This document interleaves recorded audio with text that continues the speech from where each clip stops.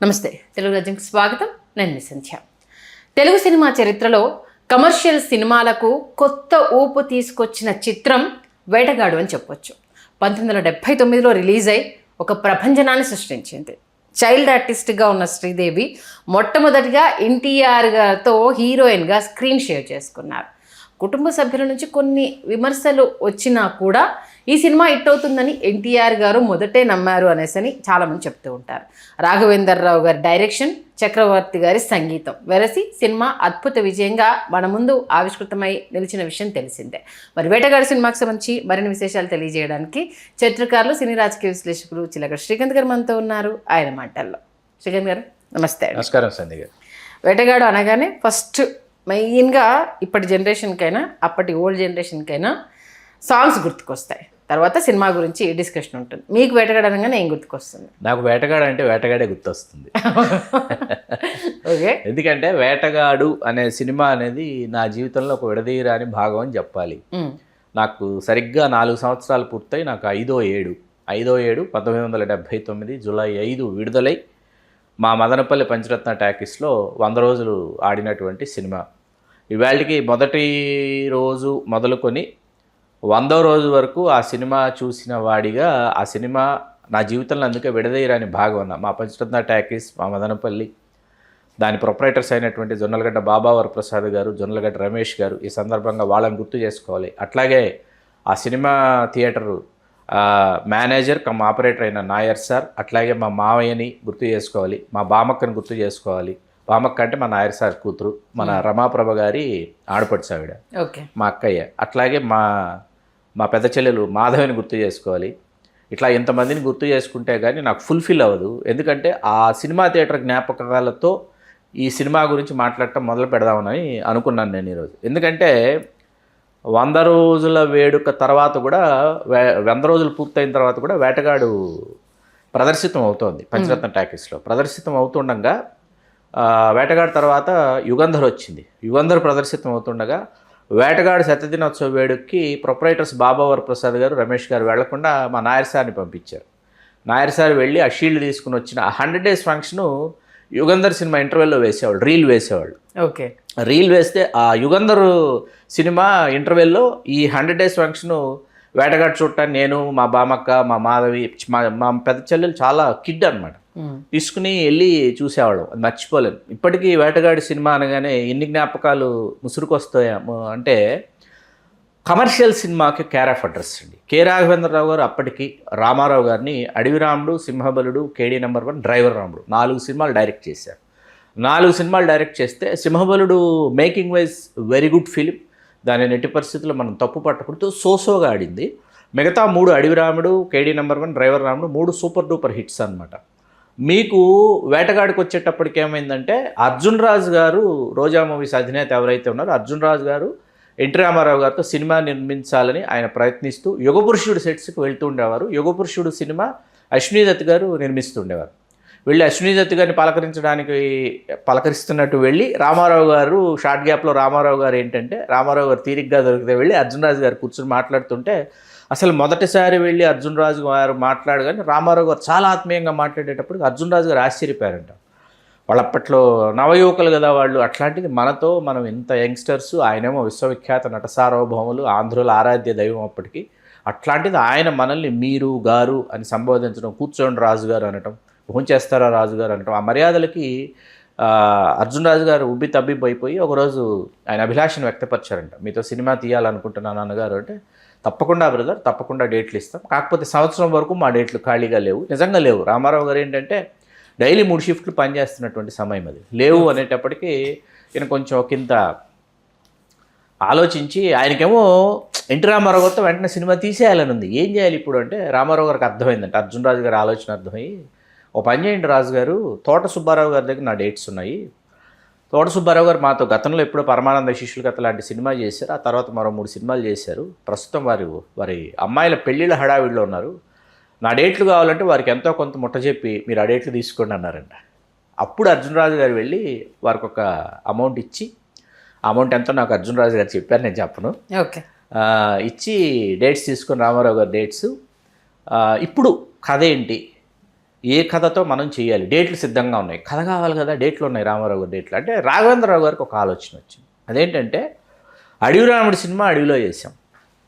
అప్పటి నుంచి ఏంటంటే వరుసగా 3 సినిమాలు, అడవి రాముడి తర్వాత 3 సినిమాలు, మొత్తం 4 సినిమాలు చేస్తే ఏంటంటే అందరూ అడవి రాముడితో పోల్చి మళ్ళీ అటువంటి ఒక సినిమా ఎప్పుడు తీస్తారు రాఘవేంద్రరావు గారిని ఎదురు చూస్తున్న సమయంలో రాఘవేంద్రరావు గారికి ఒక ఆలోచన వచ్చింది. అదేంటంటే హీరో అడవికి వెళ్తాడు, అడవికి వెళ్ళిన హీరోకి ఒక పులి దొరుకుతుంది, ఆ పులిని తీసుకొని హీరో సిటీకి వస్తాడు అని సరదాగా అనుకున్నది. చెప్పిన తర్వాత దానికి జంధ్యాల గారు చేసినటువంటి అద్భుతమైనటువంటి, అందులో ఆయన జంధ్యాల గారు కూర్చింది ఏంటంటే అందులో శమంతకమణి ఏదైతే ఉందో మనకి భాగవతంలో ఉన్నటువంటి శమంతకమణి వృత్తాంతం తీసుకొచ్చి కథలో కలిపారు. కలిపేటప్పటికి ఒక అద్భుతమైనటువంటి ఫార్ములా 44 అయిపోయింది. ఈ ఫార్ములా 44 ఎట్లా ఉంటుందంటే మీరు టైటిల్ దగ్గర నుంచి అండి, టైటిల్ కార్డ్స్ ఏవైతే టైటిల్స్ పడతాయో టైటిల్స్ నుంచి మీరు ఎంగేజ్ అయిపోయేటటువంటి ఒక కమర్షియల్ సినిమాలో వేటగాడు తప్పకుండా ఉండి తీరుతుంది. అడవి రాముడికి కొనసాగింపు వేటగాడు అనుకోవచ్చు. మీకు ఇవాళకి సినిమా స్టార్ట్ అయితే చాలా మంచి ప్రింట్ ఉంది యూట్యూబ్లో. ఇవాళ సినిమా పొద్దున కూడా కాసేపు కూర్చొని చూశానమాట. ఇవాళ సినిమా మీరు మొదలుపెట్టినా నేను రాలేకపోయాను ఆఫీస్కి, పూర్తి చేసేద్దామని, అంత లాక్ వెళ్ళిపోతుంది సినిమా అనమాట. రాజా పాత్ర కావచ్చు, రోజా పాత్ర కావచ్చు, శ్రీదేవి గారిది, మరీ ముఖ్యంగా జంధ్యాల గారు రాసిన సంభాషణలు అండి, ప్రాసలు. ఎందుకంటే రావుగోపాలరావు గారు జంధ్యాల గారు మాట్లాడుకొని, కొన్నింట్లో రావుగోపాలరావు గారి ప్రమేయం ఉందండి. అందరూ ఏమనుకుంటారంటే జంధ్యాల గారే రావుగోపాలరావు గారి సంభాషణలు అన్నీ రాశారని అనుకుంటారు. కానీ జంధ్యాల గారు నేను ఇట్లా అనుకుంటున్నాను అంటే రావుగోపాలరావు గారు ఆయనకి అనిపించింది చెప్పడం, అనిపించిన పదాలు చెప్పడం, వాటిని జంధ్యాల గారు తనదైనటువంటి సంభాషణలుగా మలచటం, దీంతో ఈ సినిమా ఎక్కడికో వెళ్ళిపోయింది. మరీ ముఖ్యంగా కామెడీ విలన్గా చేసింది సత్యనారాయణ గారు. రావుగోపాలరావు గారు అబ్బాయిగా కామెడీ విలన్గా సత్యనారాయణ గారు ఏంటంటే హ్యాటు, సూటు, బూటు, ఎవ్రీవన్, చేతిలో గులాబీ కూడా అదే బ్లాక్ అండ్ బ్లాక్ వేస్తే నల్ల రంగు గులాబీ ఉంటుందన్నమాట. అలా చేసినటువంటి ఆ పాత్ర. సిలోన్ మనోహర్ ఒక విలను, చలపతిరావు గారు చలపతిరావు గారి చేత విచిత్రంగా 2 పాత్రలు వేయించారు చలపతిరావు గారి చేత. ఒకటి మనం గుర్తుపట్టకుండా వేయించి, ఇంకోటేమో గూడెంలో బిల్లుదొర పాత్ర వేయించారు. కాంతారావు గారిది చాలా మంచి పాత్ర. జగ్గయ్య గారిది త్రూఅవుట్ క్యారెక్టర్, జగ్గయ్య గారిది త్రూఅవుట్ క్యారెక్టర్. కాంతారావు గారు చనిపోతారు అనుకోండి. పుష్పలత గారు ఆవిడది త్రూఅవుట్ క్యారెక్టర్. ఆవిడ మహాలక్ష్మిని ఆ తర్వాత హీరోయిన్గా 2 ఏళ్ల సీత సినిమా హీరోయిన్ చేసింది. వాళ్ళ అమ్మే పుష్పలత గారు, పండ్రీబాయి గారు. మీకు ఈ సినిమాలో నాకు ఇప్పటికీ అప్పుడు చూస్తున్నప్పుడు మాకేంటంటే రామారావు గారు, నాగేశ్వర గారు సినిమాలో రాజబాబు గారు ఉండేవారు ఆ సమయం, ఆ టైం లైన్లో. ఇందులో నాగేష్ గారు కనిపించేటప్పటికి ఇందులో నాగేష్ గారు ఎందుకున్నారు, పొనుస్వామి క్యారెక్టర్ ఎందుకున్నారు నాగేష్ గారు అని ఆలోచించాం.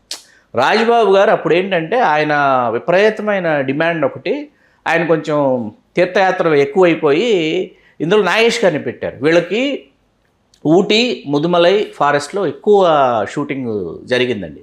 అందుకేంటంటే number of days call sheets కావాలి, ఆర్టిస్ట్ అందుబాటులో ఉండాలన్నమాట. కాబట్టి నాగేష్ గారిని తీసుకున్నారు. కందస్వామి ఏమో మన అల్లు రామలింగయ్య గారు, తిలకం దుర్గా తిలకం ఏమో మమత గారు. పాత్రల పేర్లు గుర్తున్నాయి.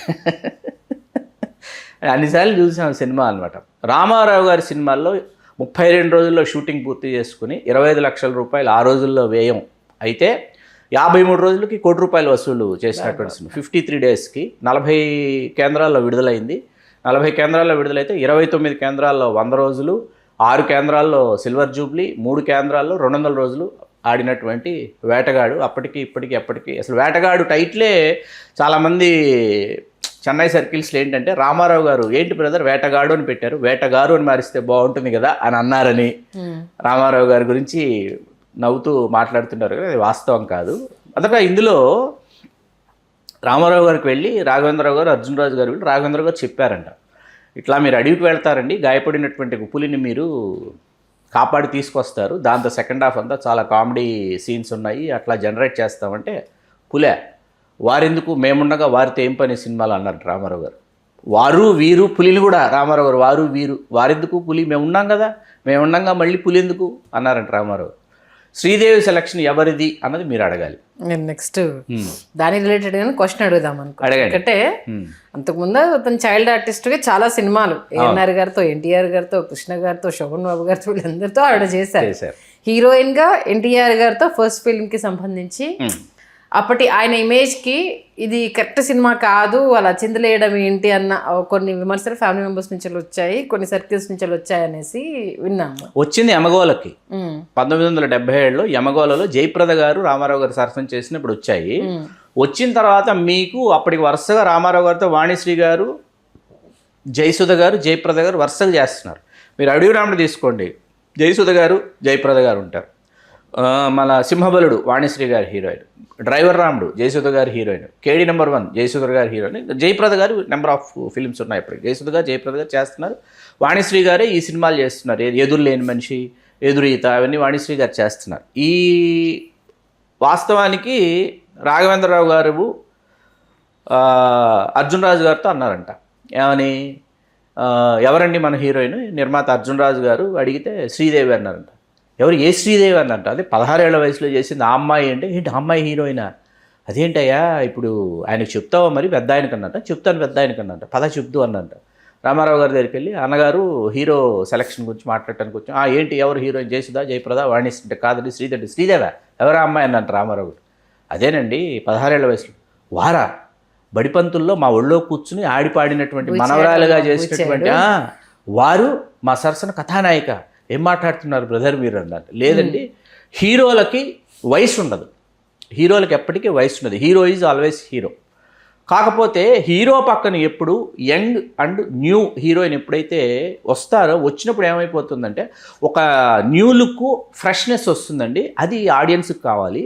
అందుకని శ్రీదేవిని అంటే రామారావు గారికి మన అర్జున్ రాజు గారు ఇద్దరు ఆలోచిస్తున్నారంట, ఏది జడ్జిమెంట్ కరెక్టా కాదా, అవునా కాదా అని చెప్పి ఆలోచిస్తున్నారంట. అప్పుడు వీళ్ళు ముదుమలైకి వెళ్ళిపోవాలండి. ముదుమలైకి వెళ్ళిపోయి ముదుమలై షెడ్యూల్తో స్టార్ట్ చేయాలి షూటింగ్. రాఘవేంద్రరావు గారు కాదు, ముదుమలై వెళ్ళట్లేదు, ముదుమలైకి to be continued, Ooty schedule. Mudumalai వెళ్ళట్లేదు, ఊటీ వెళ్ళట్లేదు, ఫస్ట్ సాంగ్ చేస్తున్నాము, సాంగ్ పిక్చరేషన్తో మొదలు పెడుతున్నాం అంట. సాంగ్ పిక్చరేషన్తో మొదలు పెడతానంటాడు. ఏంటంటే అది కూడా ఆకుచాటు పిండి తడిసి పాట. ఓకే, ఓపెనింగ్ ఆకుచాటు పిండి తడిసే పాట తీసిన తర్వాత ఎడిట్ చేసి చూపించిన తర్వాత ఎడిటింగ్ థియేటర్లోంచి చూసి అర్జున్ రాజు గారు వచ్చి రాఘవేంద్రరావు గారిని గట్టి కౌగిలించేసుకుని, ఇండస్ట్రీలో ఎవరు ఇంకెన్ని కామెంట్స్ చేసినా నేను పట్టించుకోను, రాఘవేంద్రరావు గారు అద్భుతం, అసలు మామూలుగా లేదు వాళ్ళిద్దరి జంట అని. సలీం మాస్టర్ అండి, సలీం మాస్టర్కి ఎక్కడ లేనటువంటి క్రేజ్ తీసుకొచ్చినటువంటి సినిమా కొరియోగ్రాఫర్గా సలీం మాస్టర్కి. చక్రవర్తి గారు కమర్షియల్గా ఎవరెస్ట్ శిఖరం ఎక్కారు సంగీత దర్శకుడిగా. మీకు అన్ని రాఘవేంద్రరావు గారి సినిమాలు ఎలా ఉంటాయంటేనండి, ఆయన టీం అండి, రాఘవేంద్ర గారి టీం ఎట్లా ఉంటారంటే, డైరెక్షన్ డిపార్ట్మెంట్ విఎస్ రెడ్డి గారిని ఆయన చీఫ్ కో డైరెక్టర్, మన డైరెక్టర్ సాగర్ గారి అన్నయ్య విఎస్ రెడ్డి గారు, అట్లాగే బి గోపాల్ గారు, శరత్ గారు, వీళ్ళిద్దరు చీఫ్ అసోసియేట్లు, సుధాకర్ రెడ్డి గారిని ఇంకొక ఆయన, తర్వాత ఆయన సోదరుడైనటువంటి కేఎస్ ప్రకాష్ గారు సినిమాటోగ్రాఫరు, నవకాంత్ గారు ఆపరేటివ్ కెమెరామెను. ఎడిటర్ ఎవరైనా అడగాలి మీరు ఈ సినిమాకి, కోటగిరి వెంకటేశ్వరరావు గారు ఎడిటరు. ఏది మన బాహుబలి ఎడిటరే, వేటగాడి ఎడిటర్ కూడా కోటగిరి వెంకటేశ్వరరావు గారు. అలాగే single title card Veturi Sundararamamurthy గారండి. మీకు ఎప్పుడైతే సింగిల్ టైటిల్ కార్డు ఒకే గీత రచయిత అయినప్పుడు ఏమవుతుందంటే, కథ మొత్తం గీత రచయితకి చెప్పేసి సందర్భాలన్నీ చెప్పేసిన తర్వాత ఏమవుతుందంటే, గీత రచయితకు సులువు అయిపోతుంది, రాయటం సులువు అయిపోతుంది. ఇప్పుడు ఆకుచాటు పిండి తడిసి కావచ్చు, లేకపోతే బంగారు బాతుగుడ్డు కావచ్చు, లేకపోతే పుట్టింటోళ్ళు తరిమేశారు కావచ్చు, లేదా మన కొండ మీద కొయ్యబామ పాట కావచ్చు, ఏ పాట తీసుకునే ఏంటంటే ఆ సందర్భానికి గీత రచయితకి సందర్భానికి చాలా చక్కగా వాళ్ళకి సందర్భం తెలిస్తేనే వాళ్ళ పాట రాయగలరు అనమాట. జాబిలితో చెప్పిన నా ఆల్ టైమ్ ఫేవరెట్ అనమాట. వాళ్ళు జాగ్ చేసే ఊటీ మొత్తం జాగ్ చేసేటటువంటి పాట. అందులో బొటానికల్ గార్డెన్స్లో మళ్ళీ రాఘవేంద్రరావు గారు శ్రీదేవి గారి మీద క్లాసికల్ డాన్సర్ గెటప్ వేసి జాగ్రఫీ షాట్స్ అన్ని అద్భుతంగా తీశారు. అంటే శ్రీదేవి గారిని ఆయన ఏం చెప్పదలుచుకున్నారు, శ్రీదేవి గారిని అంటే ఈవిడ ఒక పరిపూర్ణ స్త్రీ అని చెప్పదలుచుకున్నారు రాఘవేంద్రరావు గారు. అక్కడ అందరికీ ఏంటి బడిపంతులు, మనవరాలు, చైల్డ్ ఆర్టిస్ట్ అది ఉంది, అది కాదు అని చెప్పడానికి రాఘవేంద్రరావు గారు ఏంటంటే, కాదు పరిపూర్ణ స్త్రీని నేను మీకు కథానాయికగా నేను మీకు ప్రదర్శింపజేస్తున్నాను చూడండి అని చెప్పేసి జాగ్రఫీ షాట్స్ కావచ్చు అద్భుతంగా తీశారు. టైట్ క్లోజెస్ కావచ్చు శ్రీదేవి గారు. అలాగే వైట్ అండ్ వైట్లో, ఇదే పాటలో వైట్ అండ్ వైట్లో ఆవిడ జాగ్ చేస్తారు. రామారావు గారు ఫస్ట్ క్యాడిలాక్ కారు డ్రైవ్ చేసుకుంటూ వచ్చి ఆపి అందులోంచి దిగి ఇద్దరు రామారావు ఫుల్ సూట్లో ఉంటారు, వీళ్ళిద్దరు కలిసి జాగ్ చేసేటటువంటి షాట్స్. ఇవన్నీ ఏంటి రామారావు గారిని సరికొత్తగా చూపించినటువంటి సినిమా. ఎందుకంటే యాక్స్ వాలేశ్వరరావు గారు విజయవాడ, వారు కాస్ట్యూమ్ డిజైనర్గా ఎదురులేని మనిషి సినిమా చేస్తూ వచ్చి ఇందులో ఇంకా కొత్త పుంతలు తొక్కారు వాలేశ్వరరావు గారు. వాలేశ్వరరావు గారు ఏ స్థాయిలో కొత్త పుంత, అసలు రామారావు గారు ఆ ఫెల్ట్ యాటు, ఆ కోటు, ఆ బెల్ బాటమ్ ప్యాంటు, ఆ గన్ను పట్టుకొని నించున్న పోస్టర్, కటౌట్ అదేండి, ఆ కటౌట్ థియేటర్లకు లాక్కెళ్ళిపోయింది అంతే ప్రేక్షకులందరినీ. సత్యనారాయణ గారు ఎన్టీఆర్ గారు ఎదురుపడ్డప్పుడు ఆ డ్రెస్సింగ్ గురించి కూడా ఎన్టీఆర్ గారు కామెంట్ చేస్తారు. మళ్ళీ ఏంటిది డిఫరెంట్ గా ఉంది అనేసి అని ఆయన వే ఆఫ్ అది. మళ్ళీ సత్యనారాయణ గారు రావుగోపాలరావు గారి మధ్య వచ్చే సంభాషణ, ఒకసారి ఆ తెలుగు డైలాగ్ గురించి ఏదన్నా ప్రేక్షకుల కోసం. లేదు, అది ఎప్పుడు ఏంటంటే మీకు జగ్గయ్య గారు చెప్పిన సంభాషణలు ఒకటండి, రావుగోపాలరావు గారు చెప్పిన సంభాషణలు ఏంటంటే వాళ్ళు పలికితేనే బాగుంటుందండి. ఓకే, మనం అనుసరించే ప్రయత్నం మనం ఎప్పుడూ చేయకూడదు. అది మనం వాళ్ళకి ఇచ్చేటటువంటి గౌరవం. డైలాగ్ కదా అది. అంటే లెంగ్తీ గురించి నేను మాట్లాడటం లేదు, అది ఒక్కొక్కరి వాచకంలో, వాళ్ళ వాచకంలోనే బాగుంటాయి. వాళ్ళ వాచకంలో ఇప్పుడు సత్యనారాయణ గారు ఏడవాలండి, ఏంటి కళ్ళు కొండయ్య, సాంబార్ సుబ్బయ్య అని వీళ్ళిద్దరూ మారువేషాలు వేసుకుని వస్తారు. రామారావు గారు, నాగేష్ గారు హారం వేసుకుని వస్తారు. రామారావు గారు, శ్రీదేవి గారు స్విమ్ సూట్లో కనిపించినటువంటి మొట్టమొదటి సినిమా అనమాట. ఆవిడ ఫస్ట్ టైం స్విమ్ సూట్లో కనిపించినటువంటి సినిమా. అంటే శ్రీదేవి గారిని ఏంటంటే ఏ ఒక్క యాంగిల్లో రాఘవేంద్రరావు గారు ఏంటంటే ఎంత హీరోయిన్ అంటే గ్లామరస్గా చూపిస్తే ప్రేక్షకుడు థియేటర్కి వస్తాడు అనేటటువంటి ఒక కమర్షియల్ ఫార్ములా ఏదైతే ఉందో. ఎందుకంటే ఆనాటి not only Telugu film makers, Hindi film మేకర్స్ని తీసుకున్నా, లేకపోతే మనం తమిళం మలయాళం కాసేపు పక్కన పెడితే Telugu film makers, Hindi film makers ఏంటంటే ఆ సమయానికి మీకు ప్రేక్షకుడు థియేటర్కి రావాలి, వాడి జేబులోని చిల్లరని, ఆ కాసుల గలగలల్ని వాడు తెర మీదకి విసిరేయాలి. తమ అభిమాన కథానాయకునో చూసుకుని వాడు పడినటువంటి కష్టాన్ని వాడు మర్చిపోయి, ఒత్తిడిని మర్చిపోయి, వాటిని అధిగమించి వాడు ఆనందంగా ఇంటికి వెళ్ళాలని చెప్పేసి కృషి చేసినటువంటి మేకర్స్ అండి ఆ రోజు. ఓకే, మీకు అడవిరాముడు దగ్గర నుంచి ఆది సినిమా వరకు మీకు రాఘవేంద్రరావు గారి సినిమానే ఆడింది తెలుగు సినిమా థియేటర్లలో. అంటే కమర్షియల్ సినిమాకి కేర్ ఆఫ్ అడ్రస్గా మారిపోయి తెలుగు సినిమాని కమర్షియల్ ఫార్ములా చట్టంలోకి తీసుకొచ్చి ప్రేక్షకుడి వినోదం అందించాలి అనేటటువంటి ఒక పూర్తి స్థాయి ఫార్ములా, రాఘవేంద్రరావు గారి ఫార్ములానే మన తెలుగు సినిమా దర్శకులు అనుకరించారు. వాళ్ళు సినిమాలు తీశారు. దానిని ఆ తర్వాత వచ్చినటువంటి చాలామంది దర్శకులు ఏంటంటే కొంతమంది దానిని బ్రేక్ చేయాలని చూసినప్పటికీ 1-2 సార్లు మహా అయితే బ్రేక్ చేయగలిగిన మళ్ళీ తిరిగి రాఘవేంద్రరావు గారి స్కూల్లోకి రాక తప్పలేదన్నమాట తెలుగు సినిమా. ఓకే, అది మొత్తానికి చాలా ఎలిమెంట్స్ దీంట్లో ఉండడము, ప్రేక్షకుని రప్పించడం. శ్రీదేవి గారి ఎన్టీఆర్ సరసన నాకు తెలిసి 16 వయసు తర్వాత రెండో సినిమానే అనుకుంటా. 16 వయసు తర్వాత అనమాట చేశారు, 2 ఉన్నాయి సినిమాలు ఉన్నాయి. వెంటనే ఏంటంటే మీకు కథానాయికగా ఇమ్మీడియట్గా రామారావు గారి సరసన అనేటప్పటికి చైల్డ్ ఆర్టిస్ట్ టు హీరోయిన్. నిజంగా మీ గ్రామ్ ఫోన్స్ ఉండేవి, ఇవాళకి ఆడియో షాప్స్లో ఏంటంటే పెద్ద గ్రామ్ ఫోన్స్ ఉండేవి. గ్రామ్ ఫోన్స్ మీద ఇవాళకి ఏంటంటే కొండ మీద కోయిబామ పాట తాలూకు శ్రీదేవి గారి వైట్ అండ్ వైట్ డ్రెస్లో ఆవిడ ఉంటుంది. రామారావు గారు కూడా white suit, white and white Ramarao గారు. అది అన్ని సినిమా వారపత్రికలకి వీళ్ళ స్టిల్స్ అవే అనమాట. అట్లాగే తర్వాత ఈ గ్రామ్ ఫోన్స్ మీద, ఆడియో మీద ఈ పోస్టర్సే, ఈ డిజైన్సే దర్శనం ఇచ్చేవి. ఓకే, అట్లా మాకు ఒక నాస్టాలజీ ఇప్పటికీ.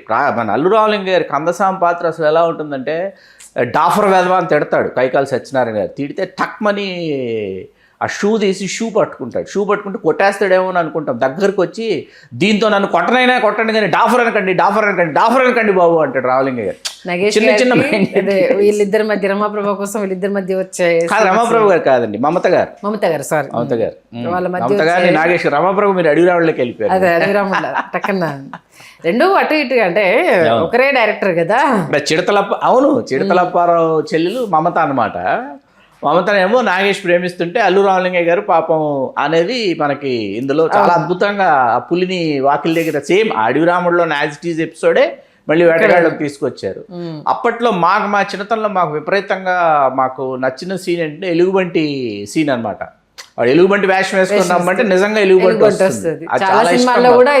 అక్కడి నుంచి చాలా సినిమాలు. ఎన్నిసార్లు చూసారు ఓవరాల్ గా ఈ సినిమాని? ఎన్నిసార్లు చూసుంటానని మీరు అనుకున్నారు?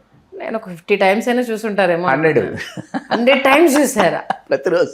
ఓకే, అంటే స్కూలింగ్ కాదు కదా, 4 ఏళ్ళు పూర్తో 5వ ఏడు ప్రతిరోజు ఏదో ఒక షో.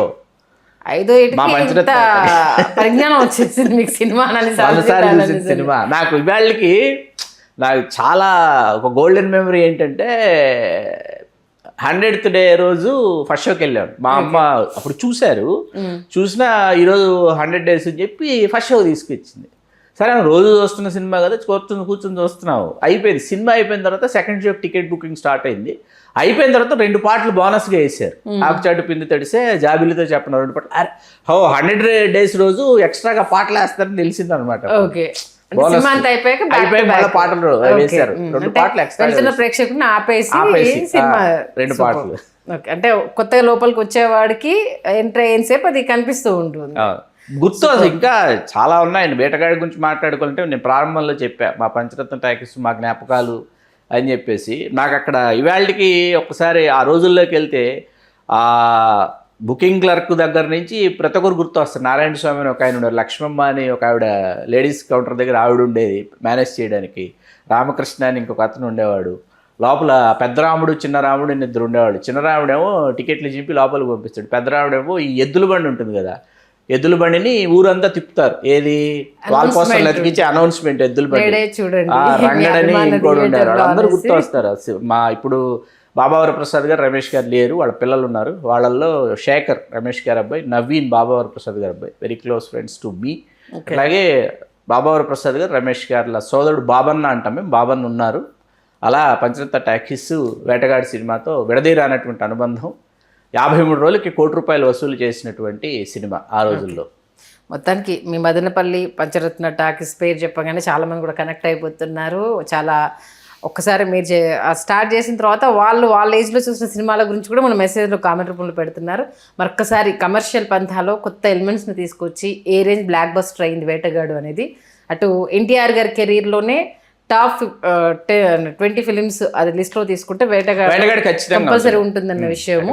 శ్రీదేవి గారి లైఫ్లో కూడా ఎప్పుడు మర్చిపోలేని ఒక చిత్రం. ఎందుకంటే ఆ ఏజ్ గ్రూప్లో ఉన్నటువంటి ఏ అబ్బాయి అయినా ఆ టైంలో ఆ సినిమా చూసినటువంటి ఏ అబ్బాయి అయినా సరే, 1979 ఆ టైంలో వేటగాడు చూసినటువంటి వాళ్ళు ఎవరైనా సరే ఏంటంటే రామారావు గారి లాగా అలాంటి షర్ట్స్ అలాంటి ప్యాంట్స్ కుట్టించుకోకుండా లేరు. అంత పెద్ద బెల్ బాటమ్ ప్యాంట్స్ నాతో సహా. అట్లాగే ప్రతి ఒక్కరు ఎవరి శక్తి అనుసారం వాళ్ళు ఈ గన్స్ కొనుక్కునేవాళ్ళు. ప్లాస్టిక్ గన్ అయితే ప్లాస్టిక్ గన్, చిన్నది దొరికితే చిన్నది, కొంచెం పెద్దది దొరికితే పెద్దది. ఖచ్చితంగా ప్రతి ఒక్కరి ఇంట్లో. అట్లాగే ఫెల్ట్ హ్యాట్ ఇది మస్ట్ అనమాట. సూపర్. మరొకసారి వేటగాడిని గుర్తు చేసి అలనాటి ప్రేక్షకుల్ని అలా ఆనంద డోలికల్లోకి తీసుకెళ్లారు. ధన్యవాదాలు శ్రీకాంత్. ధన్యవాదాలు సంధ్య గారు.